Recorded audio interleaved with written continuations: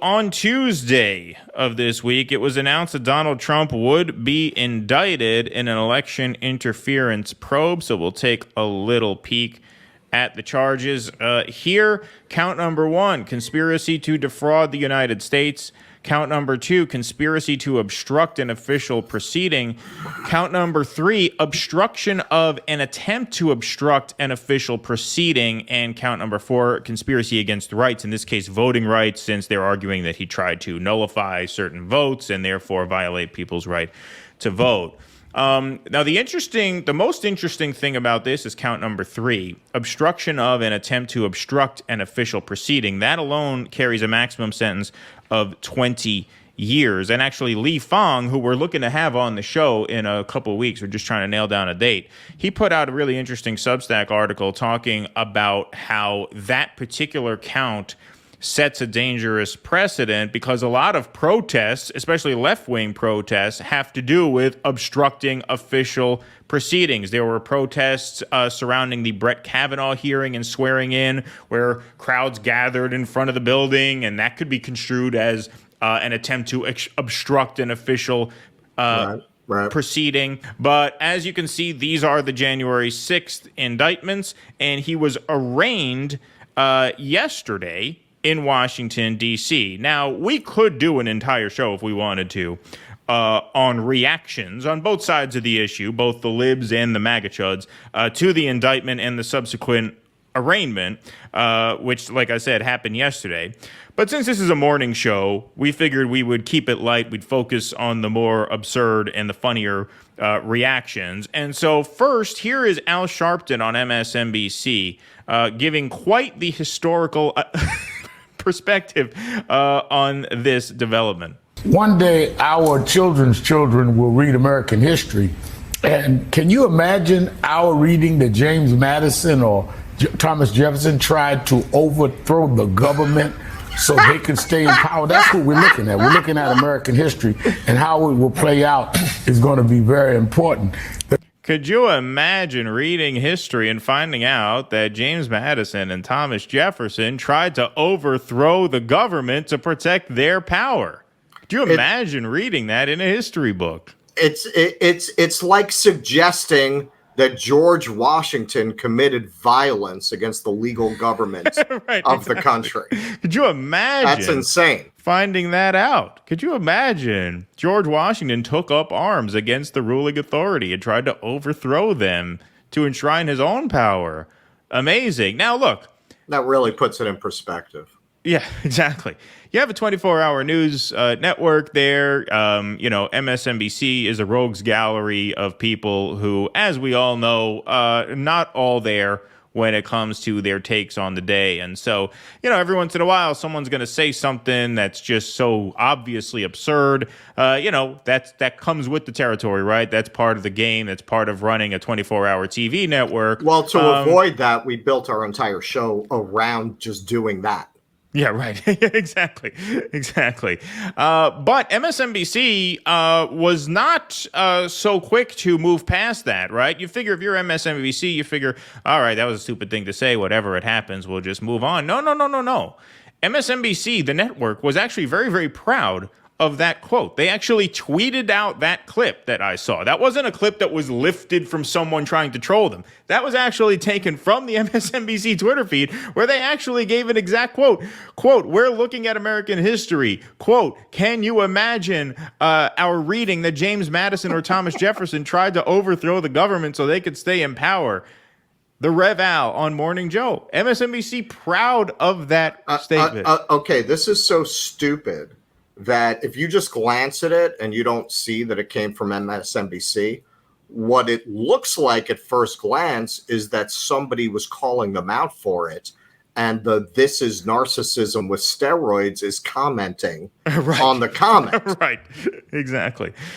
But no, you look, that's actually the MSNBC verified Twitter feed. Very, very proud of Reverend Al's take. All right. I think this is a good demonstration of why you should avoid hanging out with stupid people, because whatever you think of Al Sharpton and his career, I have always considered him extremely intelligent, extremely quick on his feet, really, really great in a debate. He's the only person. He's a hustler. That's how he got to be a hustler.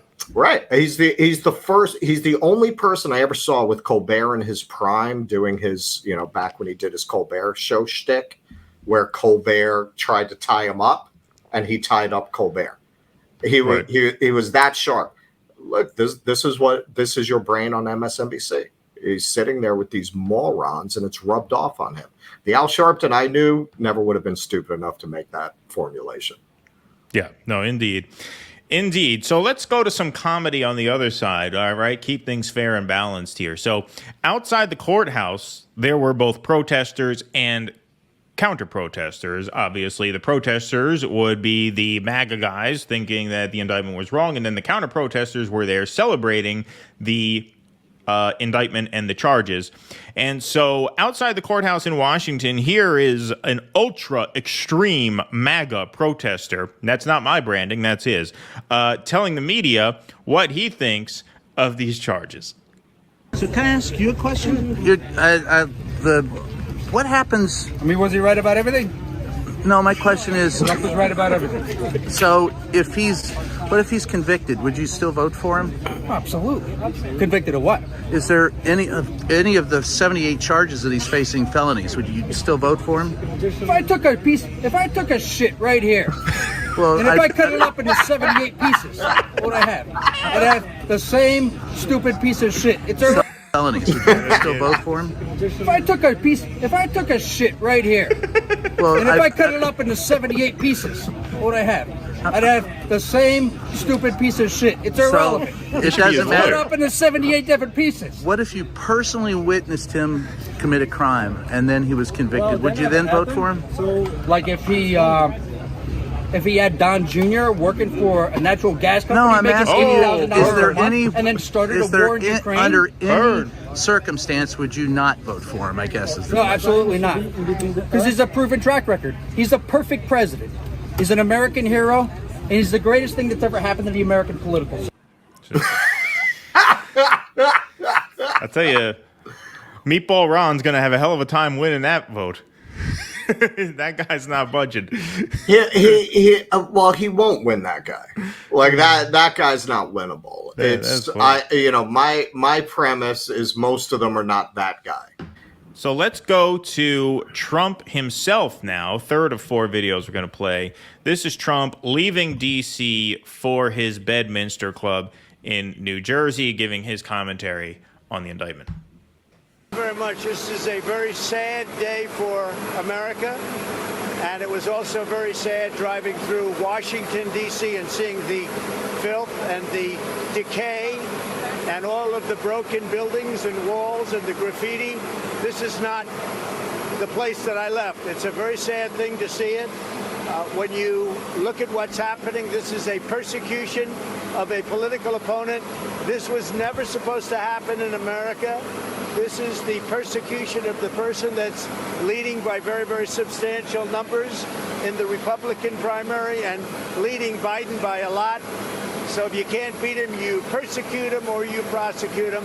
We can't let this happen in America. Thank you very much. Do you want these trials to happen before the 2024 election? All right, so then he gets on the plane and he goes to Bedminster. And when he got to his club, he realized there was a wedding booked at the club that day. So he decided to crash it. So here he is a couple hours later.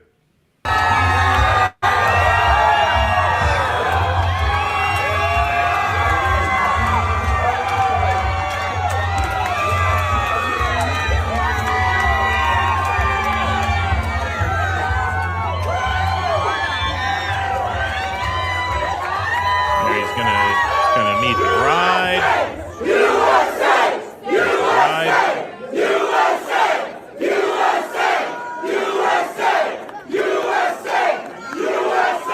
There he is, happy as could be, man. I saw that film Braveheart, and they had this thing prima nocta at the weddings. Yeah. Have you heard of it? Because your bride is looking very good there in that dress.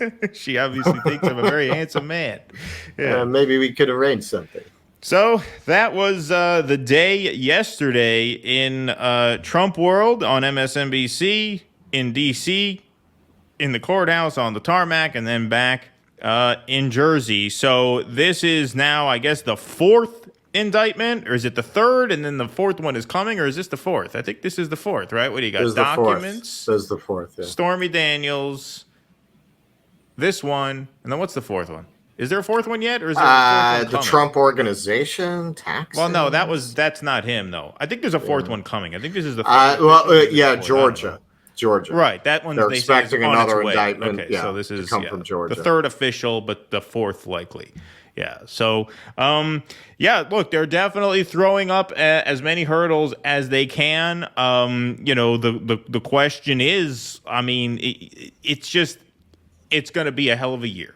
It's going to be a hell of a year. I mean, especially now since that trial date for the documents case is pushed back to May, which means you're going to have this cloud hanging over the primaries. And then if he starts winning the primaries and then they try to throw him in jail for the general election, man, you are talking about just an incredible year of politics that's about to unfold. I mean, the drama of this is just going to be unlike anything we've ever seen. Well, that great font of wisdom, Roseanne Barr, she went on Tim Pool, and she believes we're going to collapse into a civil war this year. And while I am not one to credit Roseanne with her Cassandra-like powers of prediction, she could be right. What happens if they nominate Trump and he's being indicted and he demands that people fight for him against an illegitimate government? What happens? Well, because this is now being sort of woven into the fabric of the campaign. Like I said, I think one of the problems that DeSantis is having is that the issues that he's strongest on, which is the culture stuff and the woke stuff, are taking a back seat to this bigger fight regarding the weaponization of the federal government. And that not only, I mean, this is an example of that to an extent, but it goes far, far beyond that. I mean, the biggest thing I could think of, and part of this has to do with because we're in this space, but censorship. Vivek talked about censorship in January 6th as being linked. Yeah. I think he was stretching a little bit to try and not get on Trump's bad side, but he wasn't stretching all the way. I could see there's something there. We did a whole piece on the Facebook files in our patron-only show earlier this week. That's just the tip of the iceberg. Twitter files we've seen. I can't wait to see the ShmooTube files. You know what I mean? I can't wait to see all this stuff. But censorship is a huge part of it. The idea that the government does not want us knowing certain things. They don't want us talking about certain things. The old moniker, because I was thinking about this because we put the Facebook files stuff on our Rumble stream, on our patron exclusive stream, because a lot of it has to do with the virus and things like that and the pandemic.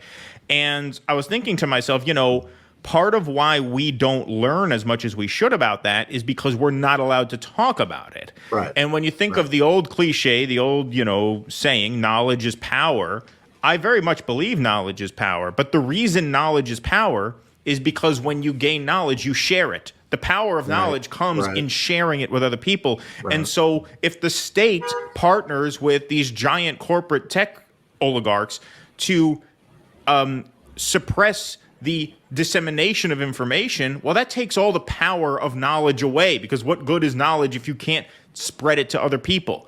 Right. And that in its own way is definitely a war on us. Like that is part of the weaponization of the state against the people, is making sure that we cannot share our ideas with each other. This was something, if we had more time, I was going to bring up to Thomas Frank, because I haven't heard him talk about censorship in that way before, but nothing is more anti-populist than censorship, because censorship prevents populist movements, right? It drowns populist movements in the bathtub because they can never gain momentum because people can't share information. And ideas. They can't build movements around ideas if those ideas are being censored. So that's a part of it. I think the sentencing of the January 6th protesters is a part of that, but obviously my teeth were cut on that issue during the Newburgh 4 case, and we covered the Newburgh 4 this week. You talk about the FBI sending informants into poor black neighborhoods, infiltrating mosques to pick people out of thin air to frame as terrorists and entrap them. I mean, this is the weaponization of the state against the people, and that thematically is really front and center heading into the campaign, where the leading presidential candidate on the Republican side, and according to about half the polls, the leading presidential candidate overall, is being explicitly targeted time after time after time. So yeah, that does create a certain powder keg, does it not? Well, and particularly in the way you really couldn't have imagined this until it happened. The censors have always invoked moral authority as a way to justify their censorship, right? It's not that we're suppressing the truth, it's that we're suppressing wrongthink, right? This is morally perverse, whether it's communism, whether it's erotic literature, whatever it is. It's perverse. It's something that, why would you want this anyway? We're stamping out evil. Now that the establishment is liberal, it's this bizarre situation where the people invoking the right to censorship are connecting it to a kind of wrongthink that is connected to having any kind of conservative values, even when conservatism really has nothing to do with it. So to portray someone like Matt Taibbi as right wing, right? You're instantly right wing, which means by definition you lack virtue, right? They've made that lacking virtue. Oh, you have some skepticism about the jab. Well, you're a right winger. You're by definition, even though that kind of skepticism about pharmaceuticals has typically come from the left historically, right? But they branded it as right wing. Exactly.